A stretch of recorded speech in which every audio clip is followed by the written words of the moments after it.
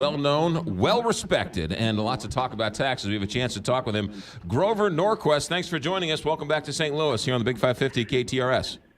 Hey, good to be with you. Let's first start with Kansas, because a lot of people talk about Kansas and their tax reforms and Sam Brownback, and now they're going back, and it's being filtered through the news media. How do you see what happened in Kansas? Was it a failure? Was it a miscommunication? Did they not go long enough with it? What happened in Kansas?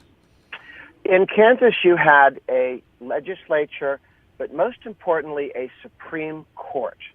That the Supreme Court stepped in and demanded hundreds of millions of dollars of additional spending. You'll hear from time to time that, education was cut. Actually, they're spending more on education now than before, and it's continued to increase throughout this period. But the Supreme Court would come in and say, we demand you spend X dollars more. And that makes it difficult to budget. And then they turn around and say, it's the fault of the tax cut because we spent all this money that nobody voted for. So we have this deficit.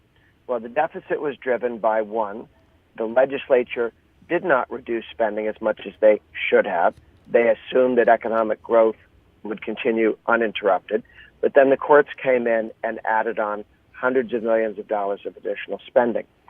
They had some tax cuts, which were helpful on growth. It doesn't help that Kansas, at the time that this was going on, was hit by a drop in the oil price, which is a significant part of their state budget, a drop in the price of farm goods, which is also a big thing in Kansas, and thirdly, a collapse in the market for smaller planes, which is one of Kansas's key industries. Mm-hmm. So those were all, they had an effect, but I would blame mostly the Supreme Court and the legislature for not reducing spending, and by reducing, I mean not slowing the growth of spending. It seems like Republicans love to talk about tax cuts and invoke tax cuts, but they love to talk about reducing spending, but when it comes to reducing spending, they're not necessarily big on that legislative agenda. I would agree with you to a certain point. It's like if you were to say the Republicans failed to abolish Obamacare, the more specific truth there is 3 Republicans failed to vote to abolish Obamacare. All the others voted yes. So McCain and the Murkowski from Alaska and Collins from Maine, those 3 talked one game and voted another. I wouldn't tar the solid Reagan Republicans, many of whom continued to be supportive of spending in Kansas and in Congress, solid spending restraint and tax reduction. But it is important that a few rotten apples can make everybody look bad. And so you need Republican majorities large enough to overcome the fact that the trial lawyers and the unions will sometimes get inside and buy themselves a Republican state legislator. Grover Norquist, or 2. The cynic in me says no matter how many Republicans they had, they were going to come up one vote short. I don't think so at this point, because they had a series of votes and people held for quite some time. But at some point, you get mouthed enough by the establishment press and others, it becomes more and more difficult to hold anybody who's wavering. But but of course, Missouri has avoided that potential problem because you passed for your first income tax cut in 100 years. So only the older people listening remember the last time. But in 100 years ago, you had an income tax cut. Since then, nothing. And it just keeps going up. And you got one through. Tim Jones, the speaker then, got it through. And it was phased in so that when revenues came in above a certain point, the rate would be reduced by like 1/10 of a point. And that's going to happen this year. It didn't happen the last 2 years because it didn't have enough revenue gain. But I think this idea, you also see it not only in Missouri, but in North Carolina. In North Carolina, they had a timid Republican and an aggressive Republican legislature. And they say, we want to cut taxes. He says, well, what if things don't go well? It's a good point. Good point. If we can't, if we get revenues up to this amount, then we get the tax cut. And if we don't, we wait, as Missouri has done. I think that's a good way to make sure that when there are periods of strong economic growth, that taxpayers share in the boom. What happens in too many states is lots of growth, a whole bunch of revenue comes in, the legislature acts like it's manna from heaven, and the spigot is permanently turned on.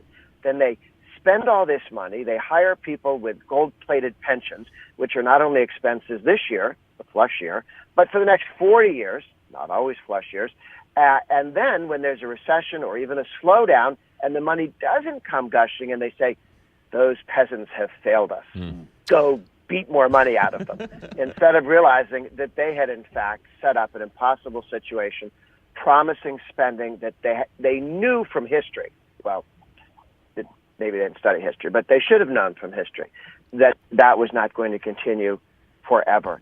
So the Missouri plan, which takes it down 1/10 of a point every time you hit your measure, I think that's a very sound way to bring marginal tax rates down and to not get jammed, as they did in Kansas when you had, a statewide recession in terms of their three major products, which slowed economic growth and didn't help and made things more difficult. But Grover Norquist, they are still budgeting more spending. So the governor is still cutting spending because revenues aren't there, or they're not budgeting correctly, or they don't want to say they're bringing less funds because he is still cutting from all sorts of line items.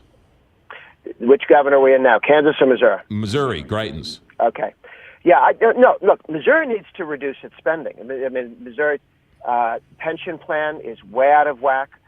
It'll take a long time to be able to get enough resources into that pension plan. Missouri needs to reform its pensions the way Michigan has, New Jersey has, heck, Rhode Island has moved to reform the pension plans with a Democratic governor. Pennsylvania has just said all new hires get a 401k so that taxpayers never get surprised.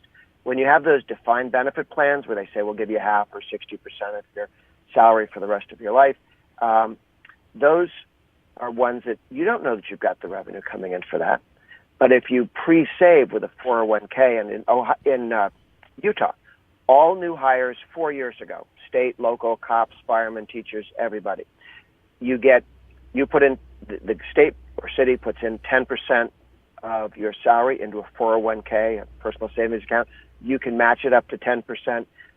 And then if you want to leave in a year, you take that money with you. If you want to leave in 30 years, you take that money with you. And you have real assets that will cover you for the rest of your life. You don't have a situation like Michigan and too many cities where they say, oh, you know what? We forgot to steal enough money to pay your pension. You're in trouble. I wouldn't mind that, but they are kicking old ladies out of nursing homes. But before I let you go, Grover Norquist, with us, I want to ask you about this border tax, which was getting a lot of attention, which I, for the life of me, can't understand why Republicans were pushing this border tax. What are your thoughts on that border tax? This is the border adjustable tax inside tax reform? Yeah. That was an idea that had two arguments for it. One, raised $1 trillion, and then that was used to cut marginal tax rates and to do reforms other places. Second, and more importantly, it allowed you to have a territorial tax system so you don't care where income was realized, so you don't worry that people will recognize income in France rather than the United States. It makes it more difficult to game the system in international commerce, and it allows people to bring money earned in Japan, like an American company in Japan, could bring their earnings back and not be penalized. Right now, we punish you. We tax you if you bring money back from overseas. There's $2.5 trillion. It's actually more than that. That number's been around for a while. So it's more than $2.5 trillion of money earned by American companies overseas, and if they bring it back, they pay a penalty because of our stupid tax laws. And so the goal is to get rid of that and say, bring the money back now and invest in the United States now. This would be a good thing. That was the reason for it. Still, it looked too much like a value-added tax. It looked too much like protectionism, and it bothered the retailers quite understandably. That is now off the table, and the Republican House, Senate, and Trump are meeting every week. I'm talking to the 6 people who are running this show, and they tell me we're talking every day. Our staff is talking twice a day, and they are going to have a plan that looks like Trump's outline, which is a business tax of 20 or 15%. I vote for 15. It's a better number. And a tax on small businesses of 15. Small businesses that pay subchapter S corporations that pay through their individual tax returns, they pay as much as 44% federal tax, never mind state tax, 44. We take that down to 15 or 20. It is a significant tax reduction for smaller companies that have been punished compared to other companies, but compared not only to American companies, but certainly compared to foreign competition. Average tax in Europe is about 23%. We, state and local together, are at 40%. So we take those business taxes down. They're going to take all the individual rates down. Every American who pays taxes will have a lower rate. Double the personal exemption from $6,000 for an individual up to 12. Family of 4 from 12,000 to 25,000 tax-free. Get rid of the death tax, which is a tax on lifetime savings. You already taxed it once when you earned it. If you saved it and invested it, you got taxed again. And if you're stupid enough to die, they take half. So, two quick questions. Yes Yeah. or no answer. Were you for or against that border tax? I would have accepted it in the middle of that plan, but that's not the plan we're doing. We can now do better without it. Gotcha. And then secondly, it seems like Democrats are on board with some of these tax changes. Yes, it seems that way. But I can assure you from working with these people for the last 8 years, they have no intention of allowing any net tax cut, period. They say they'll endorse a certain piece, but there's a caveat every single time. Obama and Harry Reid were in favor of any tax reform that increased taxes $1.4 trillion over a decade. That was always the hidden requirement. They didn't talk, when they're talking to business guys, they go, we should take that top rate down. Finish the sentence. And massively raise taxes on individuals to get $1.4 trillion over a decade. So I am glad that they sort of feel they have to say that. They're lying. Or they're not lying if they loudly and clearly finish the sentence. Inside a massive tax increase, I would accept some minor tax cuts. That is their position. It has been their position. I would love to be wrong, but I will bet you a nickel that there's not a single Democratic vote for tax reform, and I'll bet you a dime that there's no Democrat vote for it if that vote is needed. It is not impossible that if it's not needed, somebody throws away a vote, right, but never if it's needed. January 1st, will this be done? Yes, this will be done. It'll be out September 28th to look at. It'll start taking effect then, however long it takes to pass it. But you will move it through the House in October, the Senate in November, but it'll start cutting taxes this year. Grover Norquist with the President for the Americans for Tax Reform. You're always welcome here. Thanks for your time. Thank you. You got it. 7:31, Big 5.